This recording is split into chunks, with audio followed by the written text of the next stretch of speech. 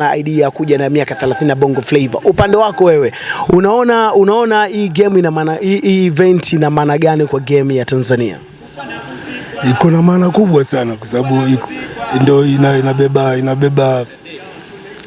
inabeba Bongo Flava yote, inabeba kuanzia wasanii wake wa Bongo Flava lakini mpaka wale washabiki wake wa Bongo Flava na vitu vyao ambavyo walikuwa wanataka kuvisikia na vitu vyao ambavyo walikuwa wamevimiss, vitu vyao ambavyo walipokonywa tunaweza kusema kwa sababu ilikuja kama watu wakahack mchongo kwa urobo hivyo kawahamishia sehemu nyingine, lakini ukizungumzia wenye Bongo Flava yenyewe ni sisi na wale washabiki wetu, washabiki wa Bongo Flava enzizo walotoa support paka hii kawa hivi, basi sisi ndio husika kubwa kwa maana ya kwamba sasa wao hawa washabiki zetu ndio walikuwa wameporwa burudani wanaoipenda na wanapewa makushabu ambayo sio vitu ambavyo walivyokuwa wanavipenda. Sasa wamerudishiwa vitu wanavyovipenda, umeelewa bwana?